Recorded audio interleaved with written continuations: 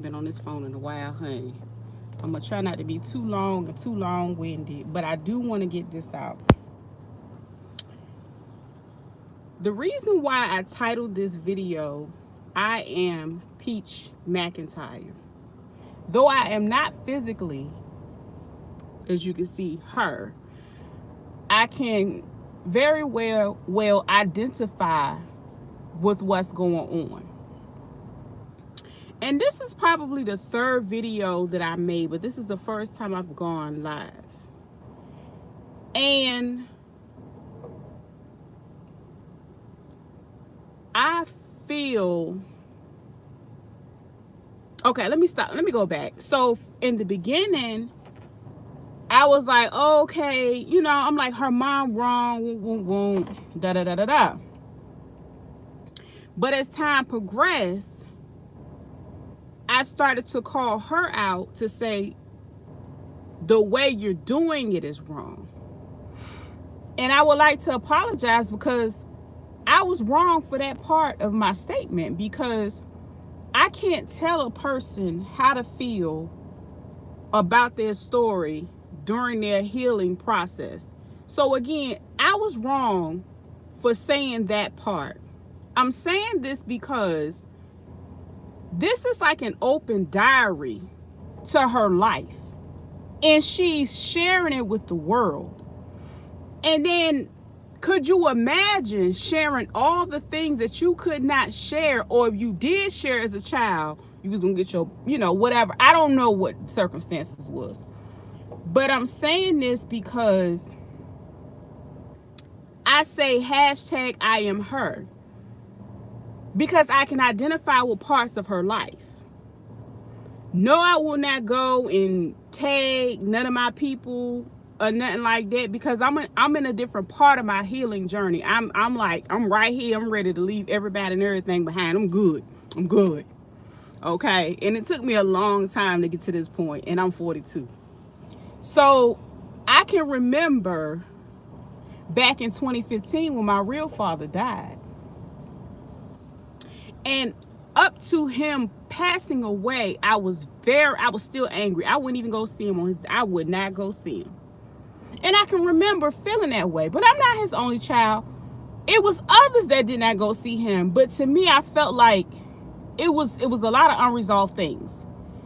And I'm saying I am her because instead of spreading negativity, I think it needs to be more love and compassion. Because we have to understand, when all of these things are playing out in the forefront, you don't know what a person really feels like internally. Let me explain this. I felt slighted by both of mine. However, I'm in a different place on my journey. So it's so many other people that take time to get to this point. So I can't judge anybody on when they decide to tell their story, how they tell their story, and how they feel, because it's a journey. Now, one thing I can say, is very difficult to do it by yourself. You have to have a high spiritual connection to be able to do it by yourself. And I'm not telling nobody who to believe in, when to believe in, and how to believe in them. But it's necessary. Because one of the hardest things to do is be a parent and heal at the same time. I only have 3 children. I don't have 7. So I don't know what that's like.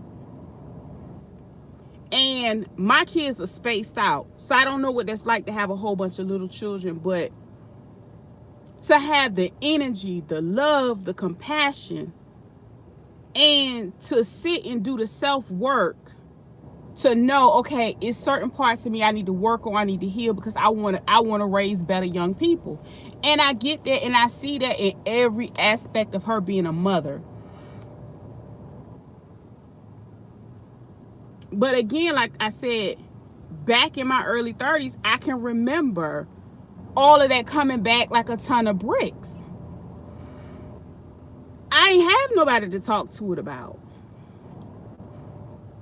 I think, now don't get me wrong, I was on the live earlier with her, and I had to get off because I really didn't want to be a part of the 304 part. And I get it, you know, because people from Florida, they use that 304 word real loosely, and it don't bother me because we in VA, we, you know, we do the B dropping a lot and all that, so it ain't really bother me. But when she was like, y'all 304s don't read, I was like, hold on, girl, I ain't that girl on your live. So I was like, you know what, let me go ahead and let her have her conversation with the people she was talking to. But I don't like to throw my credentials in my experience, but it took, like, honestly, I really feel like my healing journey, the main part of my healing journey came from me going to school. I went to school for a bachelor's, master's, and then at the PhD level, I dropped out because I really just got tired of, honestly, it wasn't the discrimination against Caucasian men. It started to be Asian men, but we ain't gonna get into that. Anyway, so because it was no longer my heart's desire was to get the knowledge. So with that knowledge, I can bring it to the people that I can identify with. So with that being said, I am her. And I don't like going into details and reliving the things that I went through. I'm a survivor. That's all that matters, point blank, period. So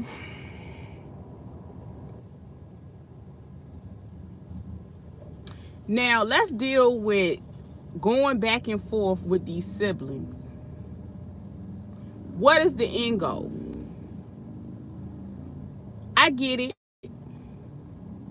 You get your lick back. And then what?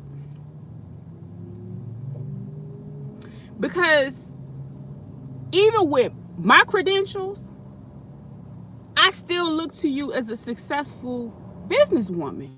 And you will continue to be that in my eyes. This too shall pass. This is just it's another attack. It's another attack that you have to war with in the spirit, but you can't fight it in the flesh. So when I see going back and forth with people that don't mean a thing, that don't pay your bills, that don't, I'm just having a hard time because I don't even answer my phone for people I don't like. So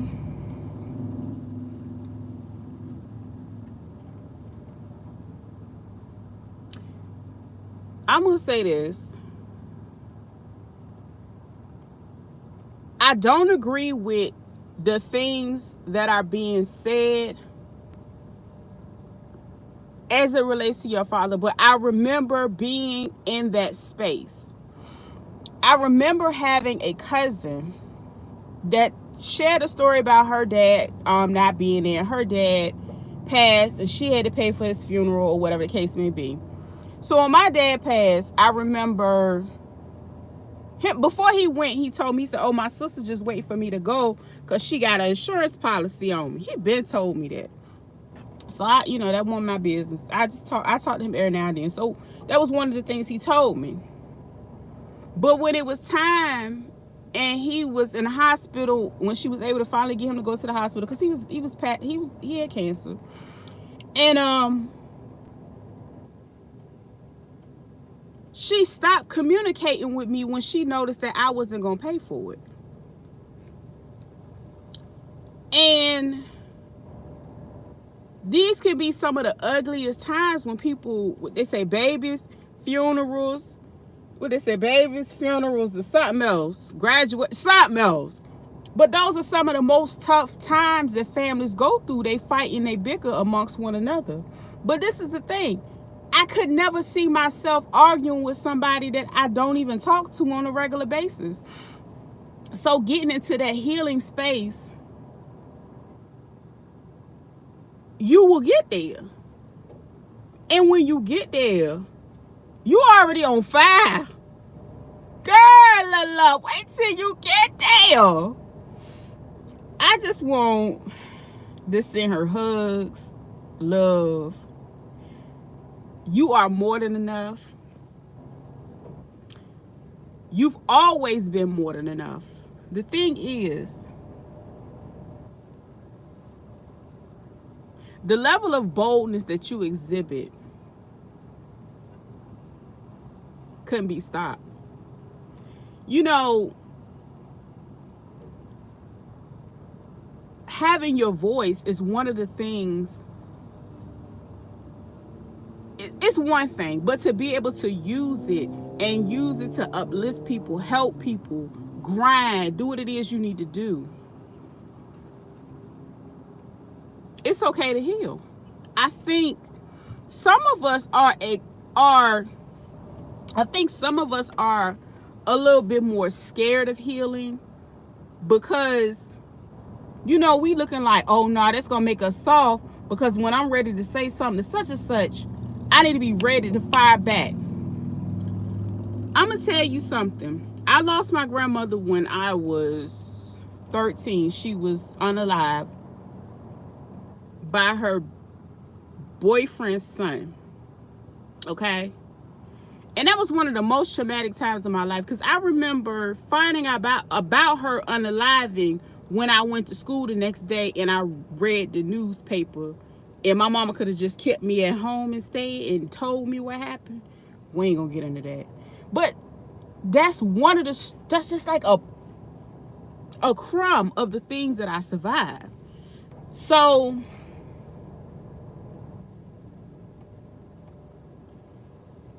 she's never going to give it to you. That's just like going to a well that is dry. And when I say I am her, I understand very well, because it's been times where I would come and ask, you know, things, and I was told in my face, like, oh, that didn't happen, that ain't happen. So I know what it's like. I remember one time, and I told my brother this story, because my mom is a real good cook. So I was like, yo, you remember that time we had that rice and that bacon? And she was like, I told him, I think he remembered the story. But when I said it to her, she was like, I ain't never. And he was like, you know what, that might have been one of the times where she ain't have enough, but she probably was ashamed. I said, well, shit, that was one of the best meals I had. Like, I ain't never know rice and bacon went together. But I was a kid. I didn't know that was embarrassing. So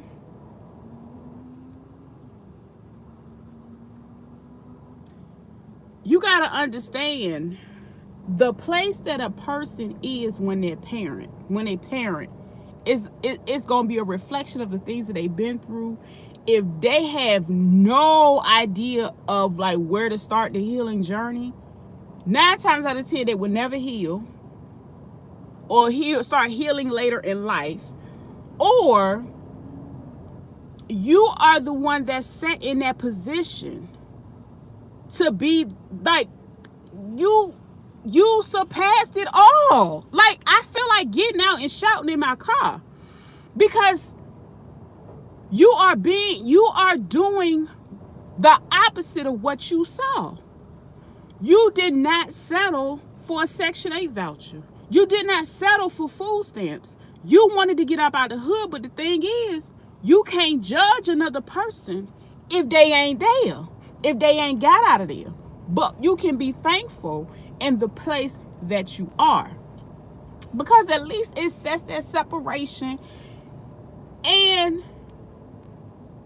I just feel like at some point in time, everybody deserves some type of grace. Oh, let me go back to the comment that it's a lady up here like Grandma Karma. Because I'm going to tell you something. Like I said, that's how I got on grandmas. Because like I said, I lost my grandma when I was 13. So like growing up, I remember what it was like. My grandma used to, she loved cooking chicken lo mein. We watched karate movies. Like, those were the good memories I had with her. And when I found Grandma Karma on YouTube, you got to think about it. Those quotes and things, sometimes you will find an elder and they don't even have to be related to you, but they will teach you so much in those small quotes. She said, what she said? Basically, You get your karma in the way you respond. That's how I'm going to sum it up like that. But that ain't what she really said. But in that moment, I was like, yo, that's what she said. Child, I can't get it out. However they treat you is their karma, but the way that you respond is your karma. There we go. So Grandma Karma, she taught me that. She taught me how to make some biscuits too, girl. So you might want to check her out. But anyway, like, you got to think about it. If your mother, go back and think about the things that you say she did not do and she did not learn. And then you able to trace the family tree and see them doing the same thing. How can you be mad? You can be annoyed, but how can you be mad?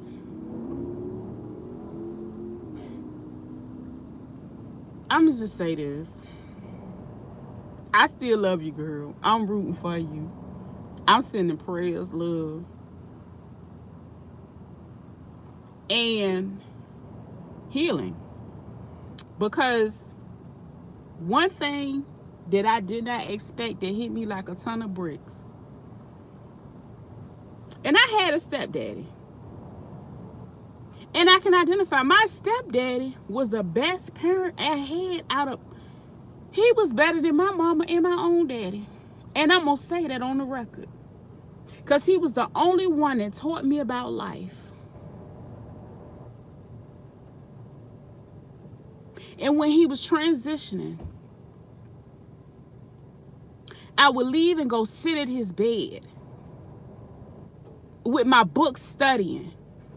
And he would say, you don't have to come see me. You don't have to be here. I said, yes, I do. He was at the hospital.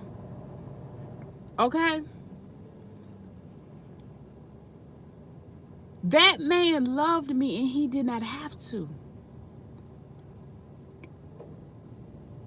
He loved me because he loved her, but he did not treat me the way she treated me.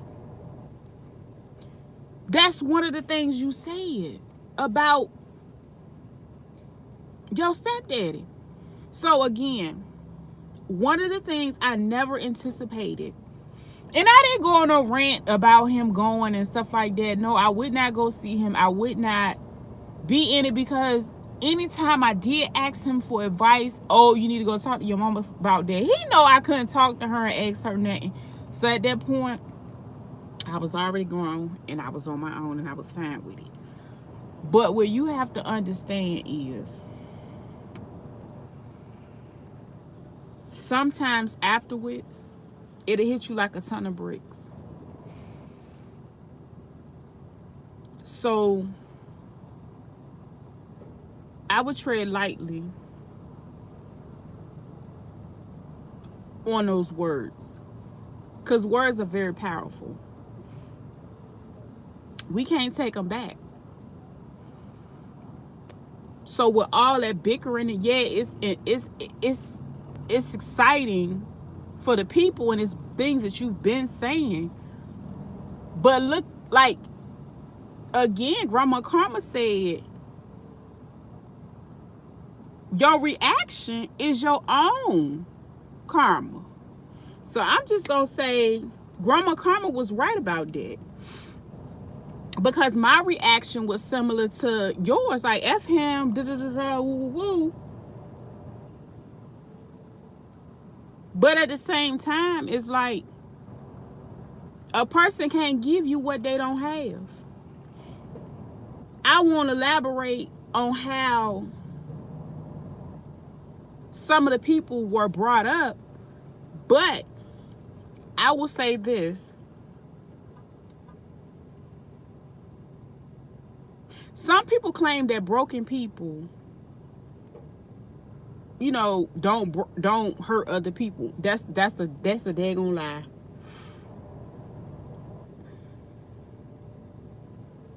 And some mamas are just evil as all get out. That's just what it is. And that's their problem. It should never be yours. As long as you continue to love your children and love your family the way you're supposed to, you're going to continue to be blessed. Girl, let me get ready to go. I love you, girl. We rooting for you.